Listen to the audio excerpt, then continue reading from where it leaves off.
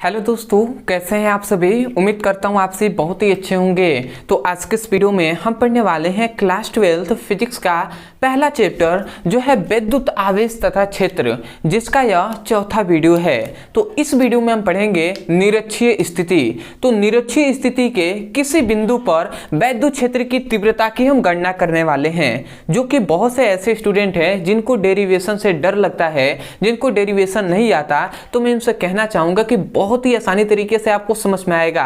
केवल आप 15 से 20 मिनट यहाँ पे दीजिए और निरक्षीय स्थिति और अच्छी स्थिति जो हमने पढ़ाया है वो सब कुछ आपको समझ में आएगा।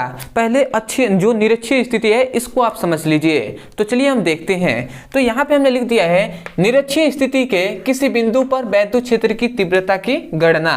अब आपको क्या करना है कि जो फिगर हम बता रहे हैं केवल पहले फिगर को आपको समझना है। यदि आप फिगर को समझ लिए तो आपको सब कुछ समझ में आएगा। तो यहाँ पे हम दो बिंदु लेते हैं। एक बिंदु है ए और एक बिंदु हम ले लेते हैं, यह है बिंदु बी। अब ए पर प्लस क्यू आवेश है और बी पर माइनस क्यू आवेश है। अब इन दोनों बिंदुओं को हम मिला देते हैं, ठीक है। अब उसके बाद इसका क्या है, इन दोनों बिंदुओं के बीच की जो दूरी है, इन दोनों बिंदुओं के बीच की जो दूरी है वो है 2l, ठीक है। इस बात को आपको याद रखना है कि दोनों बिंदुओं के बीच की दूरी है 2l। और इन दोनों बिंदुओं के माने दोनों आवेशों के बीच एक उदासीन बिंदु होता है O। तो उदासीन बिंदु O से खींचा जाता है एक रेखा। उदासीन बिंदु से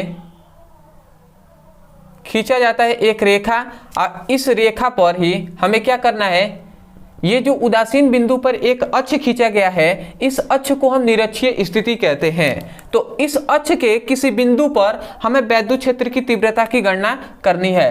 तो मान लेते हैं ये जो अक्ष है, रेखा है, इस पर एक मान लेते हैं यहाँ पे एक बिंदु P है और इसी बिंदु P पर हमें विद्युत क्षेत्र की तीव्रता की गणना करनी है। तो यहाँ बिंदु P पर हम मान लेते हैं ऐसे कि यहाँ पर एकांक धन आवेश है। क्या है? एकांक धन आवेश। तो ये भी एकांक, ये धन आवेश है और ये भी एकांक धन आवेश है। तो ये वाला आवेश इस आवेश को प्रतिकर्षित करेगा।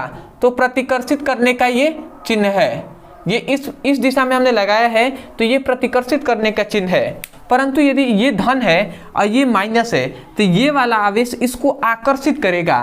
तो ये आकर्षित करने का क्या है, ये आकर्षित करने का चिन्ह है, ठीक है। तो अब थोड़ा सा आपको ध्यान देना है कि इसके कारण मतलब प्लस क्यू आवेश के कारण बिंदु बिंदु P पर उत्पन्न विद्युत क्षेत्र की तीव्रता क्या होगी, E प्लस क्यू होगी। मतलब प्लस क्यू आवेश के कारण विद्युत क्षेत्र की तीव्रता, और माइनस क्यू आवेश के कारण विद्युत क्षेत्र की तीव्रता क्या होगी, E माइनस क्यू होगी कि नहीं होगी, इतनी हो जाएगी। अब थोड़ा सा यहाँ पे दूरी आपको जान लेना है कि ए बिंदु से बी बिंदु के बीच की दूरी 2l है। तो ये क्या हो जाएगा, ये आपका दूरी l हो जाएगा, ये भी l हो जाएगा क्योंकि ये उदासीन बिंदु है, मध्य बिंदु। तो ये l और ये l, ठीक है। और यहाँ से याद रखेंगे कि P से O तक के बीच की दूरी है R है, ठीक है। तो अब यहाँ पे ध्यान देंगे तो ये है लंब और ये है आधार। तो ये क्या होगा, कण होगा। तो हम जानते हैं तो कण का क्या होता है, कण का होता है रूट में आधार का मतलब क्या होता है, लंब के स्क्वायर प्लस आधार का स्क्वायर। तो R square plus L square हो जाएगा। तो ये हमने लिख दिया है। तो सबसे पहले तो जो हमने ये फिगर आपको बनाया है, ये फिगर आपको समझ में आना चाहिए, क्योंकि यदि आप फिगर समझ लिए तो आपको बहुत ही आसानी तरीके से आपको समझ में आएगा। तो इसलिए मैं एक बार और फिगर को समझा रहा हूँ, आप समझिए, ठीक है। क्योंकि हम पूरा डेप्थ में बात कर रहे हैं कि किसी को आपको बताना भी पड़े ना, या किसी को समझाना भी पड़े तो आप समझा सकें। तो इसलिए हम कह रहे हैं कि सबसे पहले हमने दो बिंदु लिया है, एक है ए, एक है बी। ए पर प्लस क्यू आवेश लिया, बी पर माइनस क्यू आवेश लिया, और इन दोनों के आवेशों के बीच की दूरी है 2l, ठीक है। और उसके बाद हमने एक उदासीन बिंदु लिया O। मतलब इन दोनों आवेशों के मध्य एक बिंदु होता है जो होता है उदासीन बिंदु। तो उदासीन बिंदु से हमने एक रेखा खींचा और इस उदासीन बिंदु से जो हमने रेखा खींचा, इस रेखा को हम निरक्षीय स्थिति कहते हैं। तो इस स्थिति में किसी बिंदु हमने मान लिया कि एक बिंदु P है और इस बिंदु P पर विद्युत क्षेत्र की तीव्रता की गणना करनी है। तो प्लस क्यू आवेश के कारण विद्युत क्षेत्र की तीव्रता है E प्लस क्यू, और माइनस क्यू आवेश के कारण बिंदु P पर विद्युत क्षेत्र की तीव्रता है क्या, ई माइनस क्यू, ठीक है। और उसके बाद हमने मान लिया कि इनकी बीच की दूरी r है, और ये क्या है, a से o तक की दूरी है l, और ये से यहाँ तक की दूरी भी l ही होगी, ठीक है, लिखना जान लिख सकते हैं। और ये कण हो गया तो आधार का स्क्वायर, सॉरी लंब का स्क्वायर प्लस आधार का स्क्वायर रूट में होता है, ये फॉर्मूला होता है। तो हमने इतना बात आपको लिख दिया। एक इसमें और बात याद रखेंगे कि यहाँ पे जो कोण बनेगा ये थीटा होगा, तो यहाँ पर भी जो कोण बनेगा वो थीटा होगा, क्योंकि जब क्या होता है भुजाएं आपस में बराबर होती हैं तो थीटाएं भी आपस में बराबर होती हैं। तो जब ये दोनों थीटा होगा तो इनके बीच क्या होगा, ये भी आपका 2 थीटा हो जाएगा, क्योंकि दो धुरस्थ कोण दो अंत क्या होता है, एक अंतःकोण के बराबर होता है, तो ये क्या हो जाएगा 2 थीटा हो जाएगा। और इसका जो परिणामी तीव्रता होगा, इसका मतलब प्लस क्यू आवेश के कारण जो परिणामी तीव्रता और माइनस क्यू आवेश के कारण परिणामी तीव्रता क्या हो जाएगा, ये ई हो जाएगा। तो इतनी बात को आपको समझना है, अदरवाइज इतना आपको समझ में आया है उतना बहुत है, जो भी आप समझे है ना उतना बहुत है, ठीक है। इतना नहीं है कि अगर आपने समझा ही नहीं तो आपको समझ में नहीं आएगा, तो केवल आपको डेरिवेशन सीखना है, तो आपको केवल ध्यान देना है इतनी बातों को, ठीक है। अब हम जब करेंगे तब आपको समझ में आएगा, तो अब ध्यान दीजिएगा। सबसे पहले हम निकालेंगे कि प्लस क्यू आवेश के कारण वैद्युत क्षेत्र की तीव्रता इस बिंदु P पर। अब आपको समझ में आएगा एक एक पॉइंट, तो हम लिखेंगे प्लस क्यू आवेश के कारण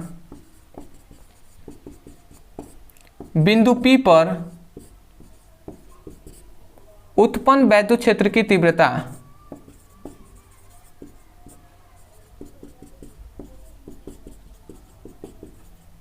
ठीक है, प्लस क्यू आवेश के कारण बिंदु P पर उत्पन्न वैद्युत क्षेत्र की तीव्रता।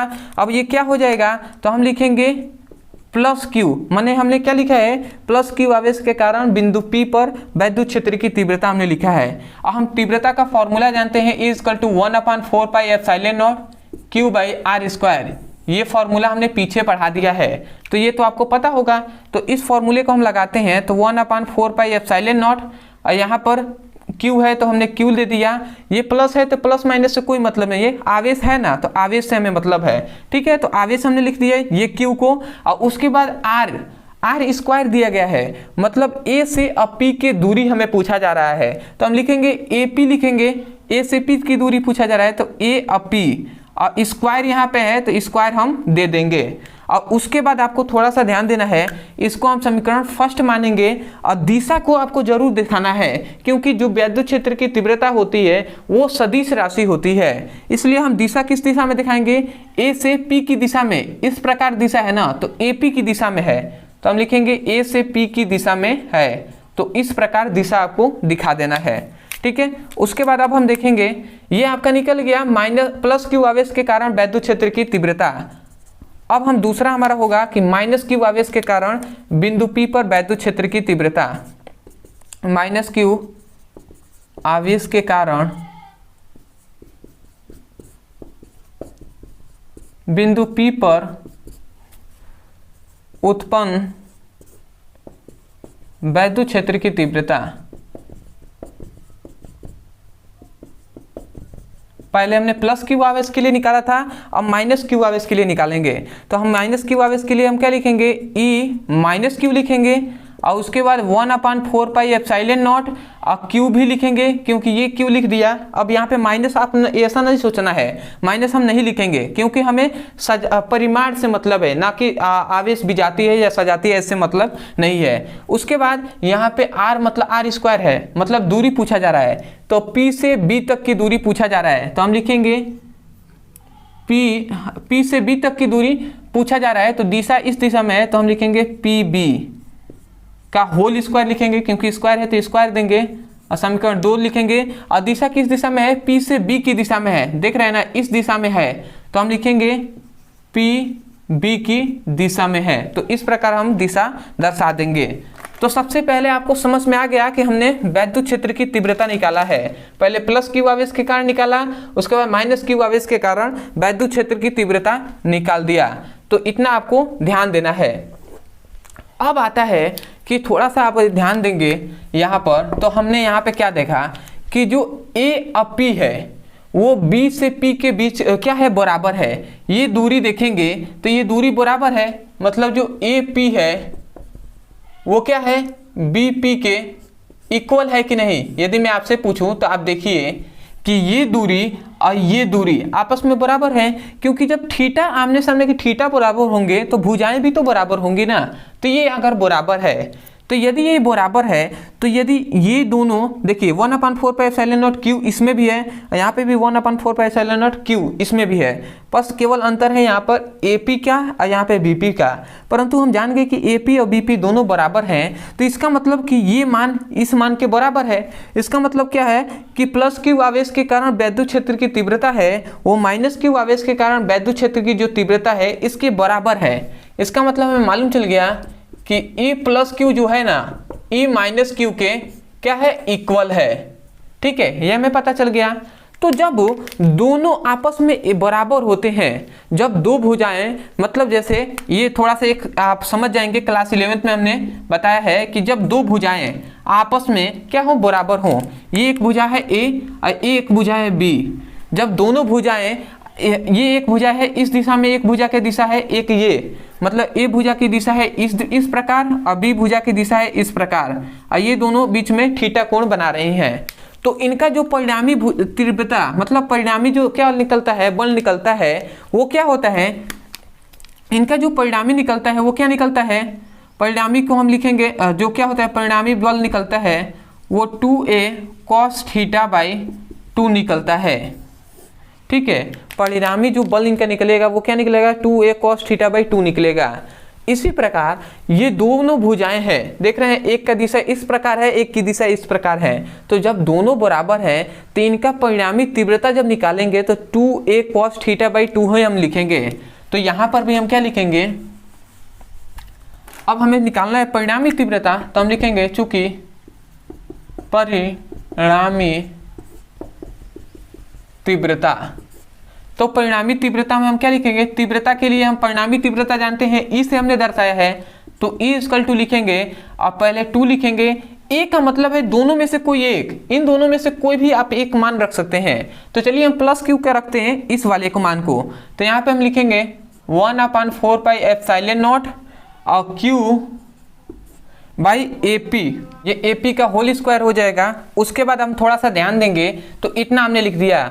उसके बाद अब हम देखेंगे cos थीटा है, तो cos और थीटा के जगह पर अब ध्यान देंगे तो इन दोनों थीटा का, इसका हम थीटा का आधा लेंगे ना, दोनों थीटा का आधा, तो 2 थीटा हम लिखेंगे यहाँ पर, क्योंकि दोनों थीटा यहाँ पे पूछा जा रहा है, और थीटा बाई हम 2 कर देंगे, तो इतना हमने लिख दिया। अब थोड़ा सा ध्यान देंगे कि इस 2 से ये 2 कैंसिल हो जाएगा, और यहाँ पे अब हम थोड़ा सा मान को पुटअप करेंगे। अब कैसे पुटअप करेंगे, थोड़ा सा ध्यान आपको देते हुए चलना है। यहाँ पे हम लिखेंगे E = 2, थोड़ा सा इस 2 को हम इधर कर देते हैं, 1/4πε0 करेंगे, ये 2 इसमें कूड़ा हो जाएगा तो 2q हो जाएगा, और ए पी का होल स्क्वायर है, तो ए से पी का बीच की दूरी क्या है, तो रूट में r² + l² है, तो रूट में क्या है, रूट में है r² + l², और इनका हम देख रहे हैं होल स्क्वायर है तो हम होल स्क्वायर दे देंगे। ठीक है, और उसके बाद थोड़ा सा आप ध्यान देंगे तो अभी हम चाहें, अब इसको हमने लिख दिया cos थीटा, परंतु अभी हम यहीं से शॉर्ट करेंगे। ठीक है, केवल हमने लिखा है। अब ध्यान देंगे, हम जानते हैं कि स्क्वायर से वर्ग कट जाता है। ठीक है, मतलब जो वर्गमूल होता है वो कट जाता है, तो इस स्क्वायर से ये वर्गमूल कट गया, तो मैं इसको डायरेक्ट थोड़ा सा जगह कम है इसलिए मैं मिटा कर इस प्रकार लिख सकता हूँ ना, केवल r² + l² लिख सकता हूँ। तो यहाँ पे मैं लिखूंगा r² + l², ये हमने लिख दिया। अब ध्यान दीजिएगा, इस cos थीटा के जगह पर cos थीटा बराबर होता है, क्या होता है, आधार बटे क्या होता है, कण होता है, आधार बटे कण होता है, क्योंकि लाल बट्टा कक्का तो आपने पढ़ा ही होगा। ठीक है, तो क्या होता है, ये साइन है, ये कॉस्ट है, तो कॉस्ट बराबर क्या होता है, आधार बटे कण, ये आपने पढ़ा है ना, तो आधार बटे कण होता है, तो cos थीटा बराबर आधार बटे कण। यहाँ पे आधार क्या है, l है, और कण क्या है, ये वाला है, तो हम इतना बटे इतना लिखेंगे। तो यहाँ पर हम लिख सकते हैं cos थीटा के जगह पर हम डायरेक्ट चाहें तो cos थीटा के जगह पर हम लिख सकते हैं l, आधार लिख दिए l, और कण क्या हो जाएगा, रूट में हो जाएगा r² + l का स्क्वायर, ये हमने लिख दिया। अब हम ये भी बात जानते हैं कि मान लेते हैं रूट में यदि हम 2 लिखे हैं तो इस रूट का मतलब होता है, इसको हम चाहें तो 1/2 भी लिख सकते हैं। मतलब रूट का मतलब, ये रूट जो है ना, इसका मतलब होता है कि पावर में 1/2। ठीक है, तो इस प्रकार इस रूट का भी तो मतलब हो गया पावर में 1/2 का। तो हम इतने रूट की जगह पर, आप मैथ पढ़े होंगे तो आपको पता होगा, तो इस रूट के जगह पर हम लिख सकते हैं 1/2, इस प्रकार लिख सकते हैं। यदि आप मैथ पढ़े होंगे तो आपको पता होगा इन सभी बेसिक बात को। अब थोड़ा सा यहाँ पर ध्यान देंगे, तो यहाँ पर अगर कुछ भी नहीं है तो इसके पावर में 1 है और इसके पावर में 1/2 है, और दोनों देखेंगे मान इक्वल हैं। यहाँ पे भी r² + l² है, यहाँ पर r² + l² है। तो जब दोनों घात बराबर हो तो दोनों हर अगर बराबर हो तो घातों को जोड़ दिया जाता है। तो अब हम यही काम करेंगे, तो हम लिखेंगे 1/4πε0, और ये 2ql जुड़ जाएगा अपने में, तो ये 2ql हो गया। और नीचे में जब हर बराबर हो तो घातों को जोड़ लेंगे, तो हम लिखेंगे r² + l²। इन घातों को जोड़ेंगे, 1 और आधा कितना होता है, यदि हम 1 को जोड़े और आधे को जोड़े तो ये क्या हो जाएगा, 3/2 निकलेगा। निकलेगा कि नहीं समझ में आया। देखिए इसके घात में कुछ नहीं है तो 1 है, ठीक है, और इन दोनों का एलसीएम लेंगे तो 2 हो जाएगा। 2 एकम में मतलब 1 2 2, और 2 से 1 में गुणा होगा तो 2 होगा, और 2 एकम में 2, और 1 2 के 2 एकम में 2, और 1 एकम में 1, तो ये 3/2 आया कि नहीं, समझ रहे हैं ना। ये थोड़ा सा मैंने पूरा डिटेल में आपको बताया जा रहा है। तो 3/2 हम लिख सकते हैं, तो इसके पावर में हम लिख देंगे, जब 1 और आधे को जोड़ेंगे तो 3/2 होगा। तो ये हमने लिख दिया। अब थोड़ा सा आपको ध्यान देना है, क्या आपको ध्यान देना है, हम जानते हैं कि P = होता है 2ql, ठीक है। तो यहाँ पे 2ql के जगह पर हम P लिख सकते हैं कि नहीं। अब आप कहेंगे ये फॉर्मूला कहाँ से आया, सब हमने पीछे पढ़ा हुआ है, इसलिए आपको प्लेलिस्ट दिया जाएगा डिस्क्रिप्शन में ही, और उस लिंक पे क्लिक करके आप चैप्टर वाइज पढ़े कीजिएगा। जब चैप्टर वाइज सीक्वेंस में एक एक करके वीडियो को देखेंगे तो आपको अच्छे से समझ में भी आएगा, जो फॉर्मूले कहाँ से आ रहे हैं ये सब आपको समझ में आएगा, ठीक है। क्योंकि पीछे के ये सभी फॉर्मूले हमने बताया है। ये फॉर्मूला किसका है, वैद्युत द्विध्रुव आघूर्ण का फॉर्मूला था। तो हम 2ql की जगह पर P लिख सकते हैं, तो हम लिखेंगे 1/4πε0, और इसकी जगह पर हम P लिख देंगे। अब आप थोड़ा सा यहाँ पर ध्यान देंगे, यहाँ पे निकलेगा आपका, यहाँ पे एक कंडीशन का हम अप्लाई करेंगे कि जो r² है ना, मतलब r है वो बहुत ही अधिक है l की तुलना में। जो यहाँ पे देखेंगे r है ना, ये बहुत ही लंबा है, मतलब ये दूरी बहुत ही अधिक है l की तुलना में, इसलिए हम इस l को नगण्य मानकर इस l को हम छोड़ देते हैं। तो जब छोड़ देंगे तो नीचे क्या बचेगा, नीचे केवल बचेगा r², और इसका बचेगा 3/2, यही ना बचेगा। अब जानते हैं कि स्क्वायर के पावर स्क्वायर हो, यदि कोई भी संख्या हो, थोड़ा सा समझ जाइए, यदि 2 के पावर 2 हो और इसका पावर मतलब यदि 3 का स्क्वायर हो और इसके ऊपर भी 2 हो, तो ये क्या होता है, घात दोनों गुणा करा लेंगे, तो ये 2 दूना 4, तो अब 3 के पावर 4 हो जाएगा। इसी प्रकार इसके घात में, इसके मतलब r का घात है 2 और इसका घात है इतना, तो ये दोनों आपस में गुणा करा लेंगे, तो 2 गुणे 3 गुणे 6, मतलब 2 गुणे 3/2 हमने लिख दिया। अब यहाँ पे आकर आप ध्यान देंगे तो ये 2 से ये 2 कैंसिल हो जाएगा, इसका मतलब केवल 3 बचा। तो हम क्या लिखेंगे, यहाँ पे लिखेंगे = 1/4πε0, और यहाँ पे लिखेंगे P/r⁻Q, यही नहीं लिखेंगे। ये जो आपका फॉर्मूला मिला यही आपका है निरक्षीय स्थिति पर वैद्युत क्षेत्र की तीव्रता का फॉर्मूला, ठीक है। तो ये जो छोटी छोटी बातें हैं जो जिसके कारण स्टूडेंटों को समझ में नहीं आता है, बहुत से ऐसे कमजोर भी विद्यार्थी हैं जिनको ये छोटी छोटी बातों के कारण उनको समझ में नहीं आता है, इसलिए मैं छोटी छोटी बात को भी बताता हूँ और उसके बाद मैं लिखते हुए चलता हूँ। तो ये आपका प्रूफ हो गया है निरक्षीय स्थिति पर वैद्युत क्षेत्र की तीव्रता, ठीक है। और एक बात याद रखेंगे कि अक्षीय स्थिति पर जो वैद्युत क्षेत्र की तीव्रता होती है वो निरक्षीय स्थिति के वैद्युत क्षेत्र की तीव्रता के क्या होती है, बराबर, मतलब 2 गुने के बराबर होती है। ये अक्षीय स्थिति पर वैद्युत क्षेत्र की तीव्रता है और ये निरक्षीय स्थिति पर वैद्युत क्षेत्र की तीव्रता है, तो इसके 2 गुने के बराबर होगी। क्योंकि यदि आप अक्षीय स्थिति देखे होंगे तो यहाँ पे अक्षीय स्थिति में 2 का गुणा था और इसमें नहीं है, तो इसीलिए हमें पता चल गया कि इसका 2 गुना जो होगा वो अच्छी स्थिति का होगा। ठीक है, तो ये हमने केवल क्या लिखा है, आपको डेरिवेशन बता दिया। इसी वीडियो के डिस्क्रिप्शन बॉक्स में आपको पीडीएफ मिल जाएगा, तो आप वहां से जरूर आप पीडीएफ नोट्स को ले लीजिएगा और वहां से इसको लिख लीजिएगा, या आप चाहें तो ऐसे भी लिख सकते हैं, कोई दिक्कत नहीं है। तो आशा करते हैं आप समझ गए होंगे। और इसी वीडियो के डिस्क्रिप्शन बॉक्स में हमने प्लेलिस्ट का लिंक दिया है, उस लिंक पे क्लिक कीजिए और चैप्टर वाइज सीक्वेंस में एक-एक करके सभी वीडियो को पढ़ाई कीजिए। और जितने भी आपके स्टूडेंट हैं, यदि आपको समझ में आया है तो जो भी आपके जो फ्रेंड्स हैं, जो भी आपके साथ पढ़ते हैं, उनसे जरूर बताइएगा कि आप भी इस चैनल से जाकर पढ़ाई कीजिए। ठीक है, उनको बता दीजिएगा किस प्रकार वीडियो मिल रहा है। ठीक है, तो आप चाहें तो सपोर्ट कर सकते हैं। तो चलिए दोस्तों, आज के लिए इतना ही, मिलते हैं एक नए टॉपिक के साथ। तब तक के लिए धन्यवाद। जय हिंद, जय भारत।